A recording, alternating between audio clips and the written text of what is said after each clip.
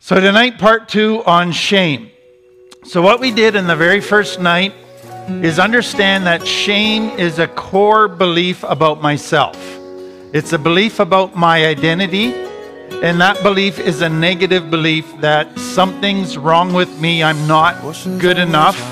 I don't feel lovable. I don't feel that I have any value just for being me. So I feel inferior, less than is my normal default setting. And we developed what that meant, where it came from, and that for basically every person from complex trauma, they end up with shame. Because once they are neglected or abused or abandoned or their needs aren't consistently met, they conclude it's their fault. So I must not be good enough. That's why I'm being neglected and abused. There must be something wrong with me. That's why I'm being neglected and abused. So they develop this developing self-concept that is all negative. What I want to do tonight is go into the next part of where does the brain then go once it's reached this conclusion that I'm not good enough. And what I want you to understand up front is this is all happening at a subconscious level. This isn't you sitting down consciously saying, I think I'm no good, what am I going to do about it? This happens in the mind of a small child at a subconscious level. So the first thing that you have to understand is the conclusion that comes is not just that I'm not good enough, but there's a second conclusion, which is, if the two people that brought me into the world have concluded that I'm not good enough, therefore I can be neglected or abandoned or abused, that means that anybody that gets to know me is going to abandon me or abuse me or neglect me. So I can't have that happen. And so with shame develops a fear of abandonment. And fear becomes the main emotion that trumps everything else, but at a subconscious level. And it's, I can't stand the pain of being abandoned, but I'm afraid if people get to know me, they'll abandon me again, and that scares me to death. So what am I going to do to never be abandoned? So that's where the brain starts to go. So the first conclusion is, I must hide who I am. Because if they see the real me, they will abandon me. So priority number 1 in my life must be to hide the real me. But the second priority is, I don't want to walk around feeling like I'm a nobody. I have to somehow compensate for that feeling so that I at least feel I have some value. And then from that comes 2 other priorities. Though I feel like I'm not lovable, and though I feel I'm not valuable, I long to be loved. And I long to be respected, or to have people treat me as if I have value. So here's what begins to happen. I want love and respect, but I must stay hidden. So how can I get love and respect without people getting to know the real me? And that becomes the challenge for the brain with a person with shame. And so what I want to do tonight is develop that for you so that you begin to see what the brain is trying to solve, what solutions it comes up with, and then I want to go into some of the ramifications of the solutions the brain comes up with. So the brain develops solutions that it thinks are going to fix the problem, but it's limbic brain stuff. It just makes things feel a little bit better, but it makes things worse in the long run. So here are some of the very early adaptations or solutions the brain proposes for the shame thing, how to get love and respect, but remain hidden. So number 1, never be vulnerable. Never be authentic. Never let people see the parts of you that would make you weak. So don't let them see you cry, because then they might look down on you. Don't let them see you sad, because then they might think less of you. So now you have to hide those weak emotions, not just your personality, but those emotions that can creep out. And then once they're out, people might think less of you. So that's the first solution. With that, you then put on masks. So they can't see the real me. So I need to present to them something that they will like or respect. I have to do an act or a role that they will say, wow, I like that person. I want to be with that person. And so you become a mask wearer. Some of you relate to being a chameleon. You wear a mask, a different mask for each person you meet. You know how to adjust your behavior to get this person to like you and how to make a different adjustment to get this person to like you. You're very good at wearing masks. We teach about the roles that children develop as they grow up. So you talk about the hero and the jester and the invisible child and the scapegoat child. I want you to think about those roles in terms of shame. Because one of the purposes of those roles is not just to help the family have less pain, it's to provide a solution to shame. So the hero child says, they can't see the real me, Mom and Dad, because they will reject me. They will neglect me. So I will be a hero. I will be super responsible. I will never cause problems. I will do extra chores. I will be cooperative with everything they want. I will never rebel. I will help out. Then Mom and Dad will love me and respect me. So the child is trying to get love and respect within the family while hiding what they think are defects. The second child is that invisible child that says, I don't want to be a burden to Mom and Dad. That's why they don't like me. That's why they abuse me and neglect me. So I will have zero needs. I will never ask for anything. I will never share with them my dreams or desires or wants, because then I might be a burden. So I have to somehow fade into the wallpaper and have zero needs or desires. Then maybe Mom and Dad will say, that's a good kid. And they will respect me and love me.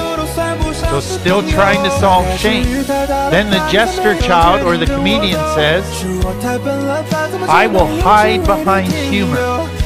People won't see the real me. Mom and Dad will never see the sad parts of me, the parts of me that are painful and might be a burden to them. I'll make them laugh all the time. I'll make them so they're always wanting to be with me and have me around, because I just make life fun and enjoyable and everybody's happy. Trying to solve their shame. So that is one way to look at the role. Another thing that happens naturally in the brain is this. If I am perfect, people will love me and respect me. If I please everybody, people will love me and respect me. So I won't let them see the real me. I will just be a perfectionist or a people pleaser, and then I'll get the love and the respect that I long for. Now do you see the flaw in this? You get immediate love and respect, but what goes on in your head? You go, you're being a phony. If they knew the real you, they wouldn't be loving you and respect you. So this whole thing is getting you love and respect, and it feels good, but it doesn't satisfy, because you know it's an act. And so that becomes the problem of this. Another solution the brain proposes is, I must lie about who I really am. I must lie about things that I do that I think might get me judged. I must keep secrets about struggles I have, failures I have, because I have to hide. And so to hide effectively, I have to become a good liar. And I have to become a good secret keeper. So again, you can see that might work in getting people to like you and respect you, but it sure isn't going to make a healthy relationship down the road if you keep lying and keeping secrets all the time. It's going to backfire sooner or later. Other people say, I will build walls around my heart. So some people isolate geographically. Who wants to risk relationships with people when you got shame? because they're going to find you out eventually. So I'm not even going to go there. I'm going to have zero relationships. I'm going to become an isolator. Some do that. Not many, but some do. Others say, I want to be with people, but I'm going to isolate by creating walls. And what they do is they let you in a little bit, but then you can just feel you bump into a wall. And they're not going to let you know anything further about them. They're not going to let the relationship go any deeper. You can bang your head against that wall all you want, but they are not going to let you in. They're isolating behind walls. Others say, my internal world is shame, I'm not valuable, I'm not good enough, all of those things. So let's just make a perfect external world. Let's focus on an image. So let's get a good job. Let's have a trophy wife. Let's have perfect kids. Let's have a nice car. All of that picket fence stuff. People will love me and respect me based on my image. Again, it seems to work, but it doesn't in the long run. Others, the brain says the only way people will never find you out is if you control everything, including controlling what people think about you. So you have to manage the information they get about you. So if there's something on Facebook that says something negative about you, you better go on Facebook and put pages of stuff about how wonderful you are and about how terrible the person is that said those things about you. You got to information manage and control everybody's thinking about you. Some of you have tried that, and it is exhausting. And everybody gets kind of tired of you doing that. The next thing that the brain comes up with is, the only way people won't see my weakness is I have to be self-sufficient and never need anybody. I got to be able to handle every problem and never depend on anybody else so that I'm always strong. And people always see how strong I am. They never see weakness or need. And some of you have tried that. And that seems to work for a while, but life delivers problems at times that we cannot handle alone. So those are some of the early solutions the brain comes up with to try to handle the shame issue, the fear of abandonment, trying to hide but still get love and respect. Okay? Now I want to take that and I want to transfer that into how does that work itself out, okay? So I want you to think about shame and connection with people. So one of the things that we talk about all the time is that our brain is wired with a need for connection. So right from birth, a baby desires to connect with mom and dad. It's built into us. When a baby's born, we desire as parents to connect with it. We have it driven for connection. As we get older, we long for a partner or a deep, intimate relationship where we can connect at the deepest level. It is wired into us. Okay, think of shame this way. Shame is the result of not being able to connect. So what you might think of a time when you wanted to connect to mom or dad. Maybe you had a problem. Maybe you were hurting. Maybe you had a question. And you went to mom and dad wanting to connect and talk about this deep issue that you were struggling with, and they didn't reciprocate. They didn't let you connect. They didn't connect back. They were maybe too busy, preoccupied. They just weren't interested. So you tried to connect, but there was no connection. What did you feel? Must be my fault. Maybe something's wrong with me that caused them to not want to connect with me. So shame always results when a child is unable to connect with a significant authority figure in their life. So what happens from that as they grow up is they still long to connect, but now they're afraid to connect. So they long for that connection, but they're afraid if they do connect, somebody will find them out. So they have conflicting desires in themselves, a longing for connection and a fear of connection at the same time. And so they live by this rule, never be authentic. Always be phony. Because if you're authentic, nobody will want to connect with you. Your only chance of connection is if you're phony. But you go, that's not going to be real connection. So here's what the brain does. It says, I wonder if there's a way to have fake connection. I wonder if it's possible to have the feelings of connection without actually connecting with somebody.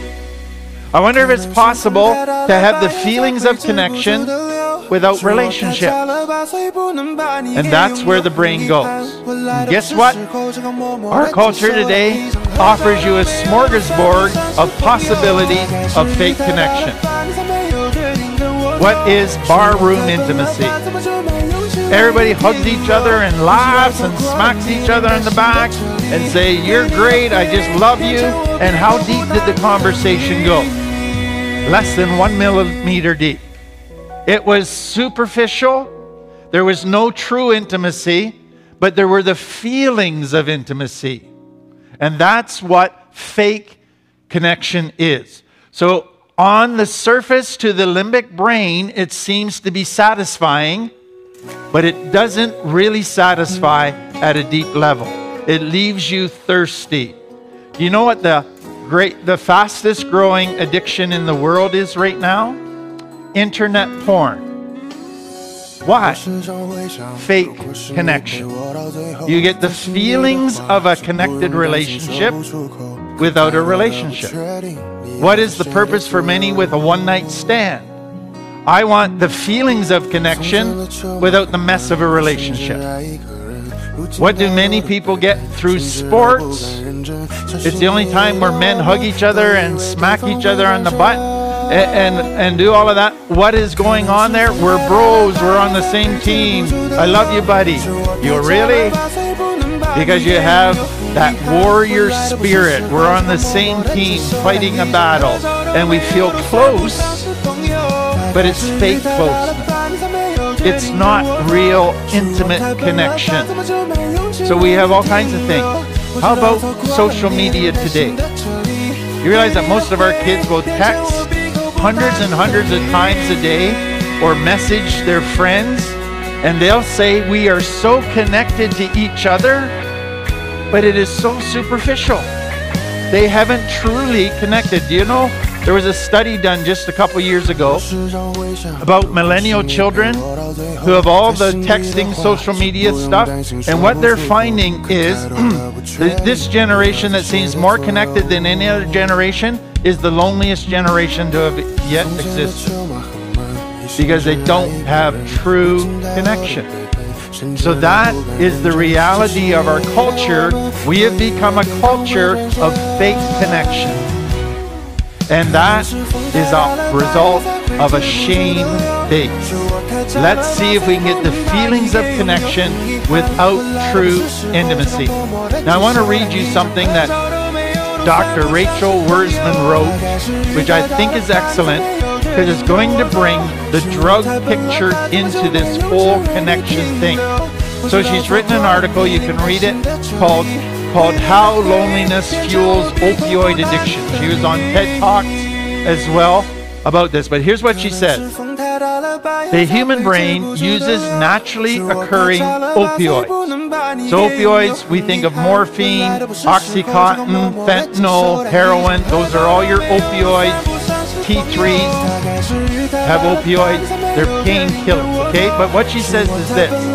The brain uses naturally occurring opioids to maintain a balance among important brain circuits that shape social thinking and behavior.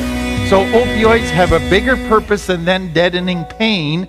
They're also managing other circuits in the brain that have to do with social interaction, okay? Making certain experiences like deep social connection feel good. In other words, when you connect with somebody at a heart level and are able to share in an environment where you feel totally safe, totally accepted, you feel good. Opioids are part of what makes that happen, okay? These compounds, the most commonly known of which are endorphins, have a similar chemical structure to morphine, heroin, and Oxycontin. A lack of strong social connection disrupts this balance amongst the brain circuits. So you don't get social connection, all of a sudden your brain's not getting what it was designed to get, and the opioid thing is all out of whack. So it disrupts the balance amongst the brain circuits that use these feel-good chemicals produced by close relationships. Now she takes that in a different direction.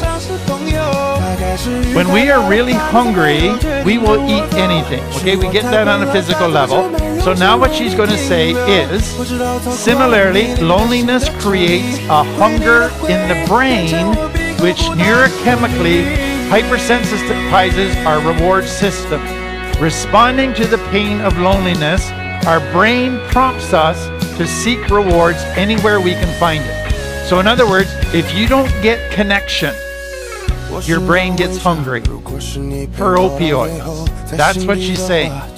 If you don't have healthy, intimate, deep connection with at least one other person, your brain is starving. And if it is starving for opioids that it can't get from relationships, which it was designed to get them from, it will look for them in other places. So guess what happens when you find opioid drugs? It says, if we seek it with heroin or opioid painkillers, it will be like a heat-seeking missile for our social reward system. All of a sudden, our brain will say, who needs people? I just found what I'm looking for. I am no longer hungry. So people are set up for opioid addiction, she is saying, because they didn't get connection in childhood. And many of you can relate to that. Okay, then she takes it further. That's in part because of the striatum, which is our autopilot system.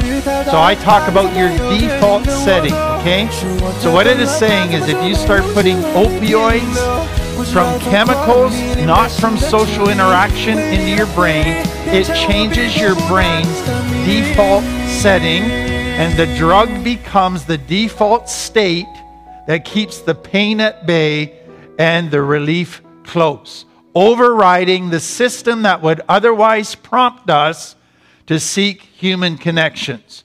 So why is it that many addicts, the more they use, the more they isolate? Because this system in the brain is changing, and it is not saying I need relationships and connection. It is saying all I want now is drugs. And the brain changes. So now she goes to recovery.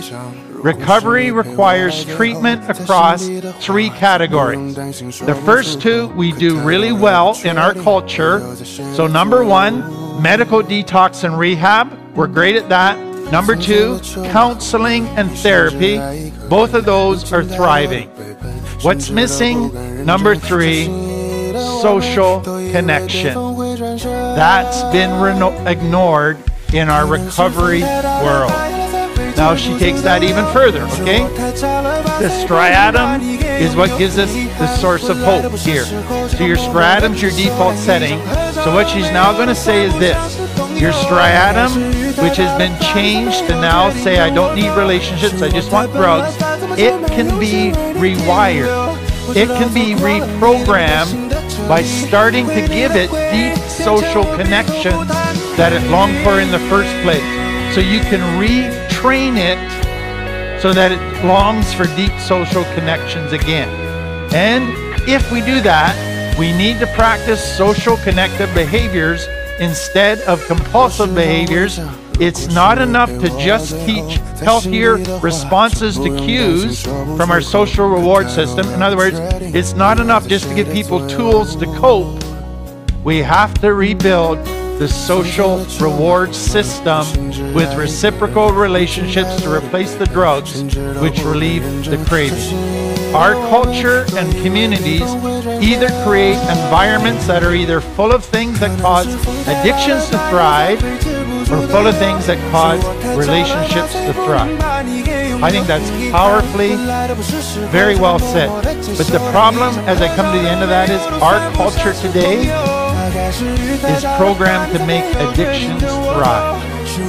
And if we are going to help people change, we have to create subcultures which are countercultures, which reintroduce social connection. And that will reprogram the brain. And as the brain is reprogrammed and people are getting meaningful social connections, the desire for the opioids disappears. So that, I think, is very significant. But here's the trick with shame. Shame says, okay, I want to connect. But as soon as you say, okay, I'm going to try and connect, fear comes up. And it says, uh-oh, what happens if they find out I'm not perfect? Uh-oh, what happens if they find out who I really am? So what you're doing in recovering from shame is saying, I will risk connecting by walking through the fear of being found out. And I will trust that if I connect with the right people, it will help me to heal. But that is a scary step. Okay, second thing. How does shame affect relationships? We just did a series on codependency, so I don't want to go into great detail, but I want to recap for you how shame affects relationships. So one way to understand codependency is it's two shame-based people trying to have a relationship together. That is the best definition of codependency. So what happens is two people trying to hide who they really are, two people of masks and walls who are trying to get their needs met, trying to get love and respect without revealing who they truly are. And so that's why codependency has been called the dance of two shame-based people. Because they're dancing around, trying to get their needs met, trying to not get the other person too angry, and that is an ongoing thing. So what we have said is shame basically says, I have no positive feelings about myself because I don't believe I have value or I'm lovable. So if I am going to have any positive feelings about myself, they must come from others. So I must put on an act, okay? But one of the things the brain says is, if I'm in a relationship, that proves somebody likes me. That proves that I must be lovable. So therefore, to deal with my shame, the brain says the solution is be in a relationship all the time. Because that will give you proof that somebody loves you, so you must be lovable. What then is the problem if you're not in a relationship and you're alone? Your brain goes, uh-oh, this is proof I'm not lovable. Therefore, I got to run into a relationship. So that's why many shame-based people, when they feel their relationship is falling apart, they don't just break it off and sit alone for a while. They don't break it off till they have somebody else ready. Because they can't be alone, because that would prove their deepest fear that they're not lovable. So here's how it works out. So you got shame in the rectangle on the left, the blue rectangle. Then people respond to shame in different ways. So some people respond by going to the gray oval at the bottom, the inferior position. I'm a nobody, I'm no good, and they just walk around with zero self-image. Others respond by trying to compensate, and they act like they're better than everybody, and they go in the direction of being a narcissist, okay? So what you need to understand is those two people find each other, because what does the superior person